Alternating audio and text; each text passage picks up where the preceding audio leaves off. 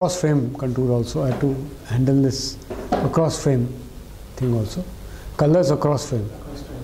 So one has to do contouring of colors. So instead of textures, taking everything as property of contours. And so like this is a photograph. No, I don't like it, but you know, but anyway.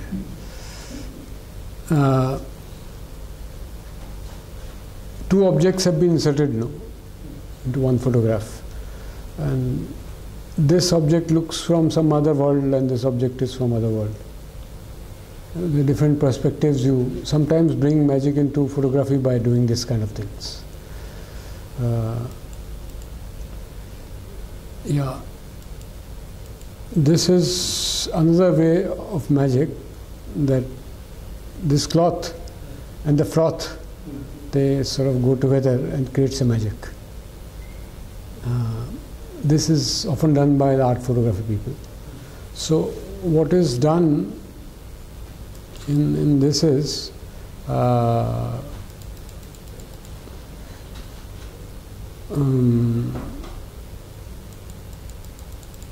the colors in this and colors in this froth, etc., they are sort of juxtaposed. So this becomes, say, one instance of what I am calling as contouring of colors. Colors one after another falling into this. So it's in photograph. You do sometimes matching of the colors of one object with matching of the colors of other objects to create magic. So it also brings these two objects are meshed together, but in totally tangential way. And so this is a basketball.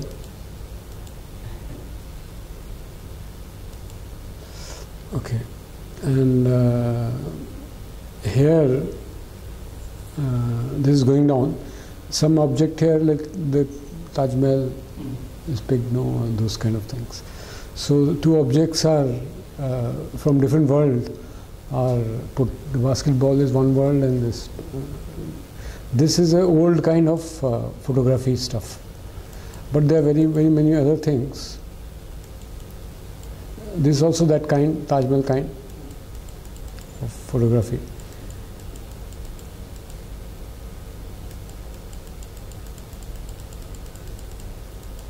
This is another.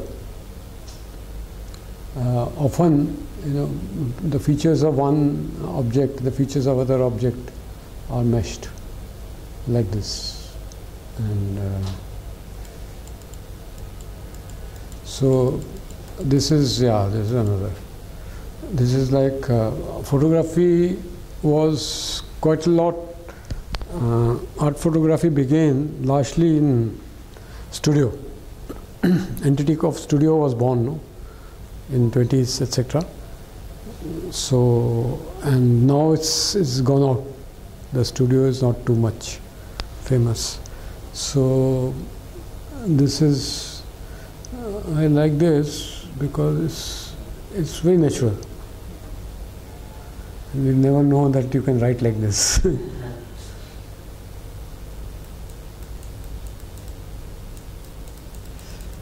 This is a wash basin, surrogating, yes, too much like an eye, but not that much because there's a hole there, and it's a wash basin. So this is also, you blur one object into another object.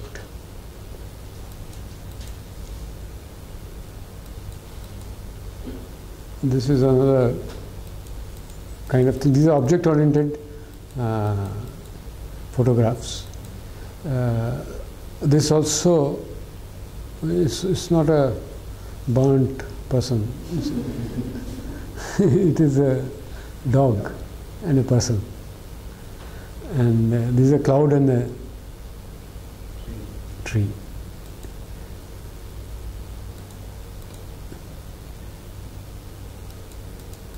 This is serious photography.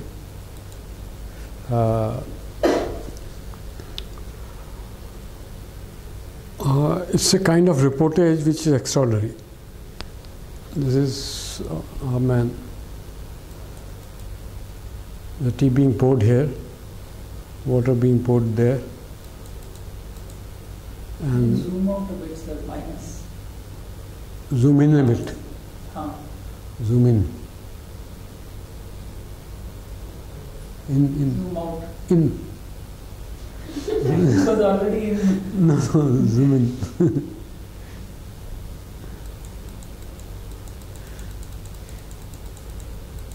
This, of course, is a very, very famous kind of thing, and it's a very telling. It's a capture of moment.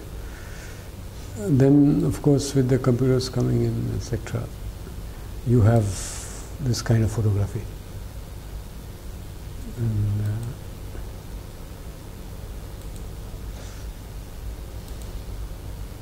which is stitching up 2 and more photographs together. And there were more than 100 odd things, but I don't have that folder and that thing. Now, sort of every photograph by default has perspective in it. It has an optical thing. And usually when you have to do art, one tends to do something so that you forget about perspective. In each of them, perspective in which cloud would occur and perspective in which this would occur are very different. So they are meshed together in this, and to create an effect of a kind. So what is called as art photography, art is where the photographer's imagination is caught inside the photograph. Apart from what aperture catches, this imagination is also caught into that. That is art photography. So it's many times a matter of luck. Like Raghu Rai's thing, a photograph of a church in Varanasi and the Hindu ritual, Sanatan ritual being done here. Ritual is being done, and then there is a church behind. He says it was by chance that it got caught, but the famous photograph became famous.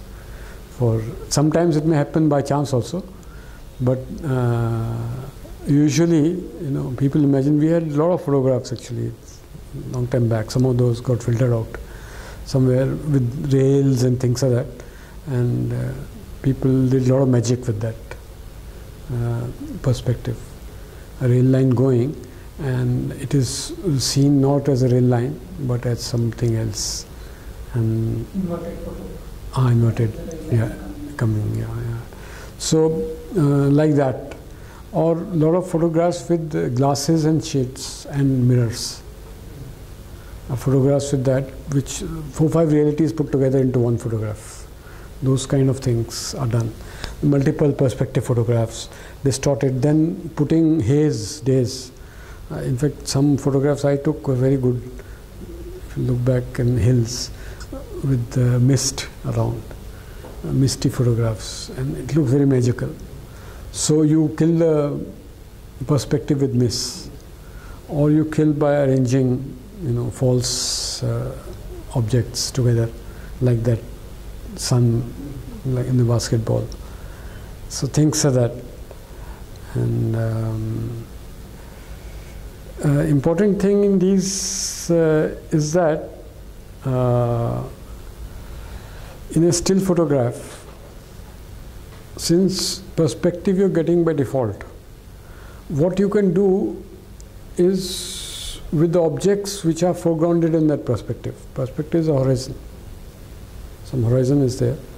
And the objects which are foregrounded, one can make them unnatural through certain angles, by doing it some angles, etc. one can put a blur in those objects by using froth or some material like this Singh, and to create a very realistic, very kind of thing, some other object, surprising object there. So one can do these kind of things. One can also bring magic by hiding perspective because of certain.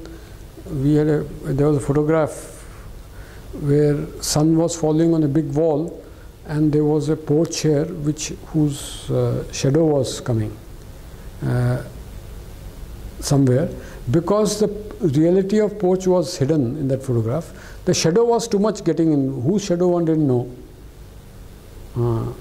in that. But that was creating a magic. Some people, 2-3 people standing, this big, this small, this small, this small. It was a big, large wall. So it looked perspective, and it looked like totally disoriented because of the shade. There was no ground and no wall like that. So you have hidden some portion of things. There is a perspective in the photograph, like this also has perspective, each of them has perspective. But those are hidden. So you create a magic, some people tied to the wall, as if they are sort of gravitationless kind of thing. You create some such magic. So this is how art photographies are done. You hide if you are able to hide perspective, you are successful.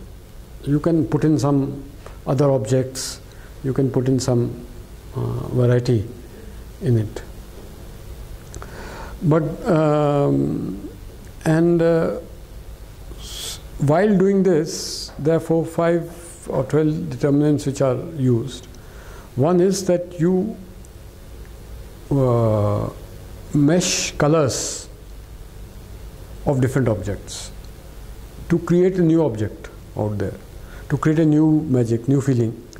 What you do is you take some portion of a color of one object and some portion of a color of other object, put them together through some angle and through some thing, and then they become third object or fourth object, or they toggle between objects and create some magic in it. These are color thing. Then what you do is sometimes you create certain color formations in one object and color formations in another object to associate with each other. Associate with each other, and then you create a magic. Sometimes what you do is you defocus something which is very significant in that. By defocusing, that entity becomes some other entity. Moon may become a plate or something like that. You defocus on that, and so you create an illusion. So these are variety of ways where illusions get created. So we identified around 12 such ways to create illusion. Focus was one, and blurring was another, and this coloring, color meshing was another thing. I think somewhere it was listed. Multiple frames putting together. Background, foreground switches were constructed. Something was in background which was brought to foreground by some magic. And transference of meaning from one to another, from one object to another.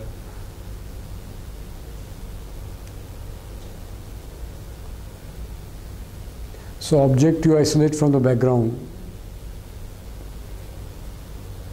So transferring meaning from one object to another object, kind of thing. These are tricks which are done in photography.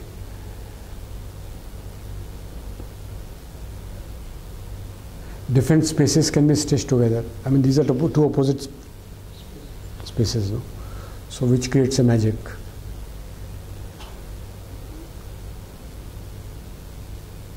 This also is, one can do the transference. This is from Afghanistan. The associative reasoning, fusing background, foreground. In the silhouette, with silhouette it is done here. Angle illusions are created. So creating perspective within perspective is another common way. But you need mirror photography in that.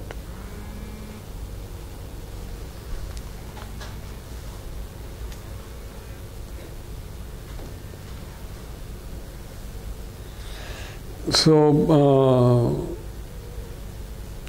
this defocus and blurring is a very important technique used by several people. Now, some of the best photographers like Raghurai, etc., they don't use that blurring, but other people do. In West, they use a lot of it, some of the photographers.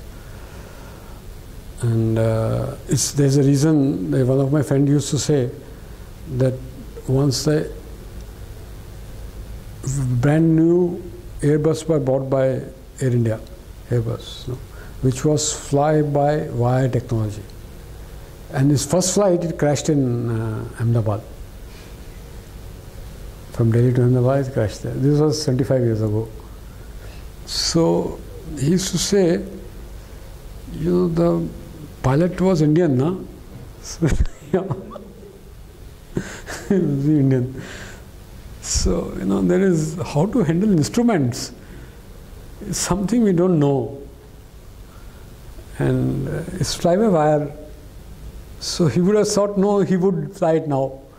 There must have been some confusion like this. Otherwise, why should it crash? And if you leave it to itself, it won't crash. Usually, that's the idea of fly-by-wire. This is early days, so it could crash also, because technology is not very good. Now, it doesn't crash even in sort of rainy day and things like that. Rainy nights, it doesn't crash.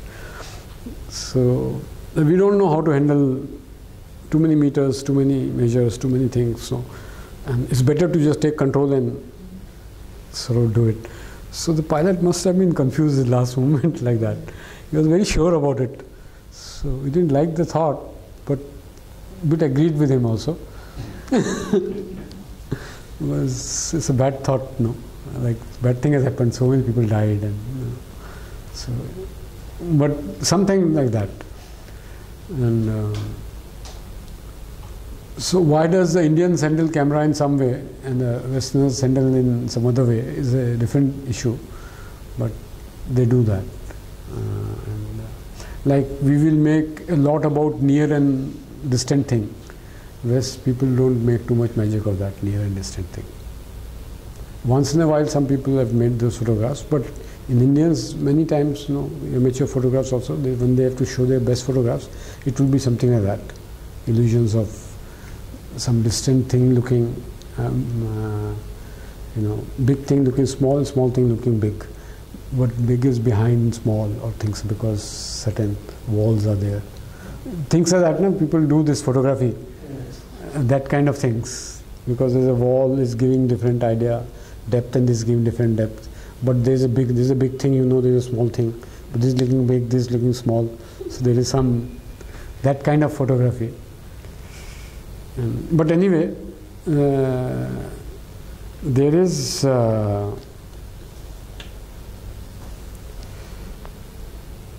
and stitch up of different spaces, etc. is done. Plural spaces can be stitched up. So these are the kind of tricks which one uses to create something which is not normal. The normal vision is there. Art photograph is slightly abnormal. You have to create these things, abnormality. Now, a photograph, as I said, as you see, is basically colors, array of colors. So, cognitive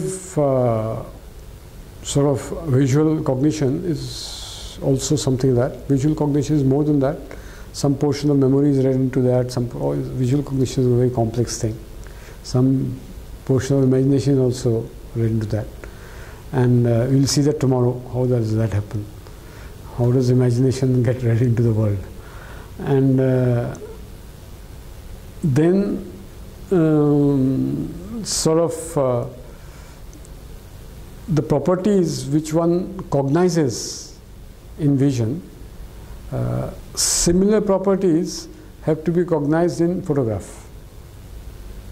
In vision, you cognize in sort of Visual perception, every object has true size.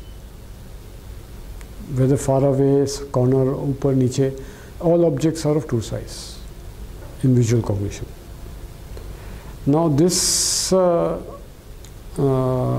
is not there in photograph. In photographs, objects are not in true size because of optics. Now,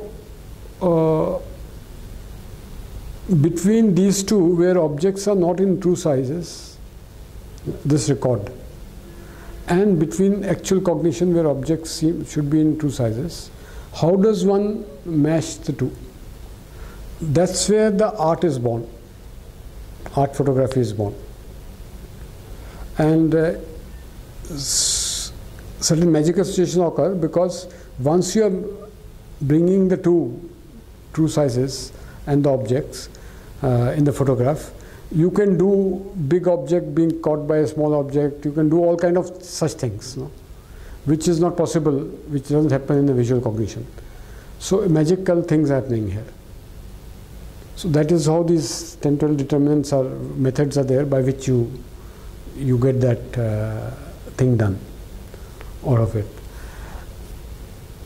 Now the color distribution, though we say that a photograph, if you ask here the vision computing people, they say that we should have true representation in a photograph. A photograph is that which is a good record. A good record is that which is like as it happens, as it is true, not tempered by human agency. Art photography is all tempered by human agency and to create magic. So there is an ideal of photography, which is the ideal of a recordist, ideal of a surveillance. The surveillance ideal is it should record the way things are. It's like that camera which fell down, no? Surveillance camera. What was that picture? There was a movie in which the one surveillance camera, sort of because of bad construction, fell down, and it also got some legs and arms, etc. So it went around the world, exploring the world. That camera. Animation movie? No, not animation, actual, yeah. Actual movie. And then it went around exploring. It ended by saying, somebody destroy that camera. Because it really created havoc with people who were sort of made it in their life. It created real havoc in their life. People who had put that surveillance camera there in the first place. So that innocence of photography, realism of photography is a technocratic kind of rationality. In technocratic rationality, that is the true photography. When we were showing this Bharat's this thing, in fact, what Pigeon said on this. But you should have true colors, na? Why should you have altered colors? The ideal is to capture in camera true colors. True colors were, which are the true colors, Baba? So that question doesn't come. So similarly, that there should be a neutral photography, but the artists, photographers, etc., their things sell for some money. They don't know why they sell for so much of money, their photographs. But they are against this photorealism. And the photorealism is the thing right now. And so there is this idea of innocence of a photograph. Innocence, human innocence in the photograph, which is perspectival, which is record, which is as it happened truly. But very interesting things have come in this, that in the legal debates and juridical debates, where there is no innocent photograph. There have been many jurists opinions that one can't take in, there is nothing called innocent photograph, that it is intended. All photographs has the intention of a photographer in it. The computer robot might take the photographs, but behind that there is some intention to design that robot, no? And so every photograph is an intended photograph, not really a realistic photograph that way. So the first lecture I said that the visuality is seen as amoral, whereas orality is where moral, ethical issues come up. In the visual space, it looks like non-committal, totally, it doesn't have too much of human conflicts or things like that, too many stuff in there. And it's neutral. Even if it has human conflict, it is just report. It's like war photography. It's like, it's a report only, but it doesn't indulge into. Whereas orality is not only has a content which is moral, but itself has a moral stance in it. It has, what you are saying itself is perjury. There is a prejudgment in whatever you are saying in the oral thing, so it looks very loaded, morally loaded. Whereas pictures don't seem to be morally loaded, they seem to be neutral. So having a picture on a iCard or your picture everywhere in the internet it looks okay to most people, many people, young people especially. It doesn't look okay to me at all. I feel very odd when you see pictures here and there and things like that. And many people feel very odd about the pictures, at a unsuspecting places. Somebody shows a picture somewhere, why should it be there? No, at all. So, but young, everything is pictures. They keep changing their pictures in WhatsApp every 2 days, every 3 days. And so that kind of world is there. Because the visuality is seen as neutral, morally neutral. And the art photography is a great example where the mind of a photographer is imbued into a photograph, because there is a connivance to create that frame, to capture that moment of this man who is photographing. And so there was some photograph which I keep citing because I never got that through, but I keep saying about, you must have heard it before, Kiran Bedi photograph. I should get it somehow. I did get, I was in Delhi, I just looked up, I got that photograph of policeman. The IG police. That is there. Internet has recorded everything. There was an episode, one IG police, some 20 years ago, 15 years ago, was like a decent IG police's top, Inspector General Police of UP, biggest state of India. And so he suddenly came to office wearing a sari with bindi, with kajal, and totally decked up, and declared that he is a woman. And he is actually Radha. And his voice was manly, wasn't feminine voice. And but he said that, I've had a dream for several years now. I've been hiding it, but now I can no longer hide. I am actually Radha in love with Krishna. So all the journalists, etc., pounded IG police of UP saying, and he came to resign. The government didn't want to accept a resignation from Radha. He was called Dusi Radha by the media. Dusi Radha. They didn't want to accept. So they contacted his wife and children. Can you say that he's gone mad or something? Then we can say we are sort of dismissing him from service. But resignation they didn't want to accept. He wrote the reason why, because he has become Dusi Radha or something like that, so he can no longer feels burdened to discharge his duty, so he is resigning.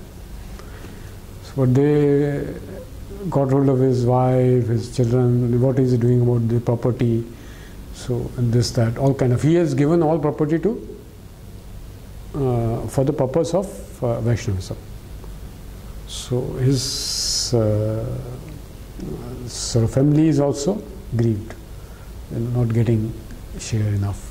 He gave some money, some share to them, and rest of it he just gave it to this thing. And he was a Odia man, IPS officer. And suddenly I saw, I opened this time in Delhi, so a 40-minute defense by him. What he did was, he counted what happened to my batch IPS cadre. 3 of them were arrested. They did all kind of things. He said, what do you do in life? 120 IPS officers of his classmates he surveyed. What did they do in life? And he said, I'm not that bad compared to, this is happening. 2 of them had got murdered also. Many things happened in their life, IPS people. And some of them are in cases of too much of property. Some of them were in this and that, some issues, cases, legal cases. So, but I'm just giving an example of this man because he was wearing sari, speaking like a man, well shaved, but with kajal, bindi and everything, totally decked up like Radha. And he's also doing, all kind of gestures, feminine gestures. And there was another photograph. It was just a photograph of this man and resigning. Another photograph was of Kiran Bedi, who is Pondicherry's governess. And she was wearing a pant and a shirt with all kind of decorations, here, there, all kind of things. But the photograph was taken from an angle which is slightly, it was taken from below. So it's showing her thighs and this, and then cap at top. To me, that this dress looked ugly. It looked very bad. The photograph, somebody dressing like this, some woman dressing like this looked very bad. And whereas to many young people, that man dressing as woman looked very bad. To me, that looked very good. It's okay, dressing like a woman, cross-dressing. There's so many paintings with Krishna dressing like Radha, Radha dressing like Krishna. It's okay. How does it matter? To me, it didn't matter. But to some people, this is breach of sensibilities. I'm talking about moral content in photographs. This is a breach of sensibilities. You don't do this. अगर राधा है तो अपने घर में राधा बन रहो, मतलब do something. Why come here and create this panga and embarrass the government? No, Chief Minister is embarrassed. Everybody is, and whereas this general looking like an army general, that kind of photograph in a parade, you have come to a parade, and it looked like okay, on duty, and it's fine. I mean, women can also dress up like this. What's wrong with it? Men can dress up, women can also dress up. So what? And so it's okay, but somehow it hurt the sensibility of some people. So there is a moral content in so-called neutral photographs. And actually, this is a strong thing, statement I'm going to make. And all visuality is full of moral content. This is not strong portion. Strong portion will come full of moral content. It's because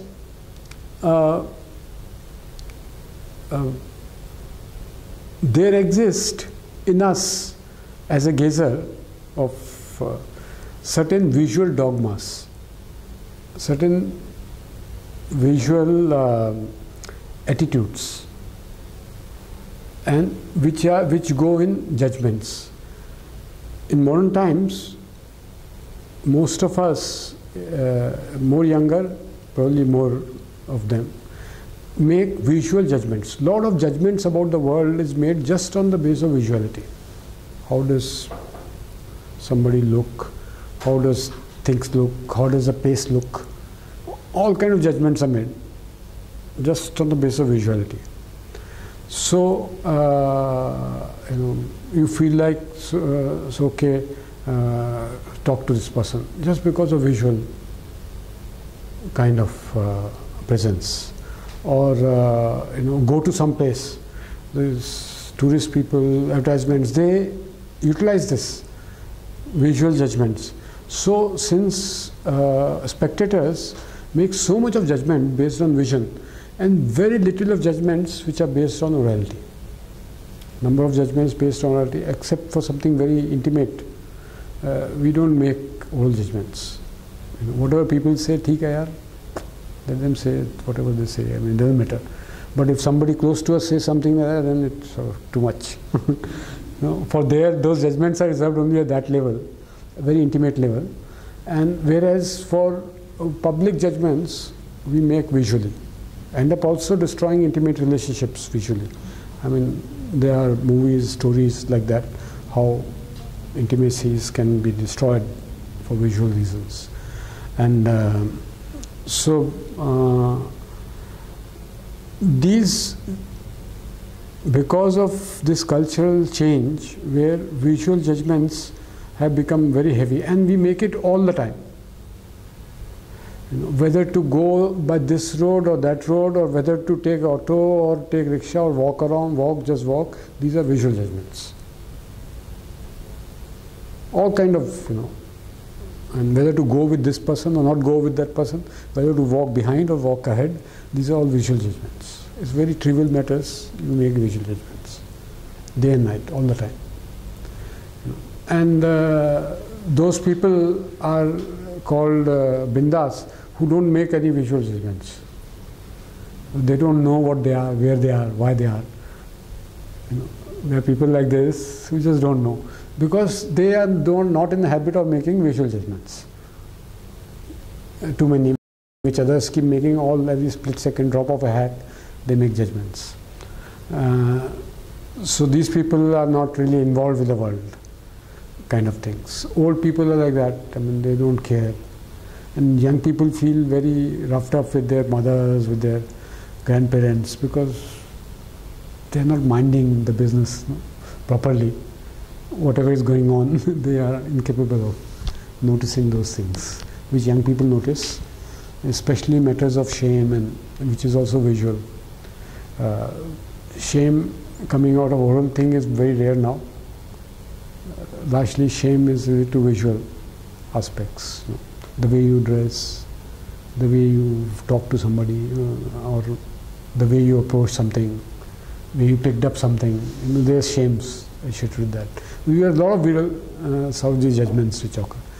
So visuality is not only full of the man behind the camera, like an artist's photograph, is full of all kind of sociality, all kind of habits of judgments. In fact, contemporary these habits of judgments, usually bad term is used for them. Habits of judgments are like the way masses judge, you judge. Those are like habits of you just flow with the others. Others judge like this, you also judge like that. And don't spend any of your energy on deciding anything. So these are canonical judgments. So much of the conservatism in judgment, conservatism is doing canonical, leave burden of judgment to somebody else, you don't judge, are visual. There are very few canonical oral judgments. They are there if they are of political significance, they are there. in oral content also, a lot of political judgments are canonical, because the public domain of polity is canonical. The true polity need not be, but that we don't know. In fact, in oral situation, most people are in dilemma. What do? I mean, you are here, you are there, you are on a crossroad. Most times, in intimate realms, one finds oneself at a crossroad.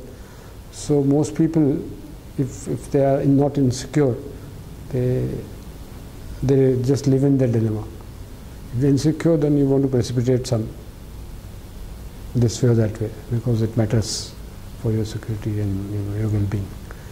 So, but otherwise, visual canonical judgments is the reason why cinema succeeds. Cinema as an art form succeeds. Cinema as an art form is drawing up audience into making canonical judgments, and in the end making them feel that they were fools, they had done a wrong judgment. It goes like that. So example which I give is of Tare Zameen Pe. It is very canonical.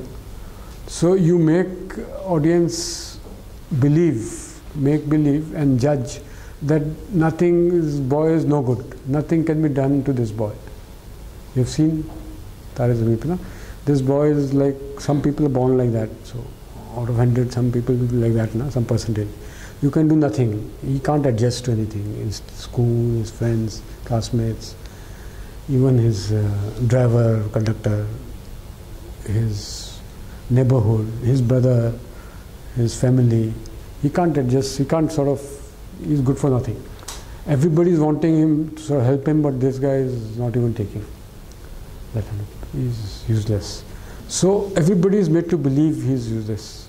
And then sort of this man comes in, and he sort of finds out that there are certain virtues this boy has, and this virtue gets recognized by everybody in the end. It's recognized by everybody, and everybody is celebrating. So when he is being left in that school, it's a real down of the movie, because nobody wants to be bad to him, but you can't do a thing. You have to leave him in that, away from the family. So the people are weeping, and the way the van is going. Rajesh also wept, and he told me that at that point.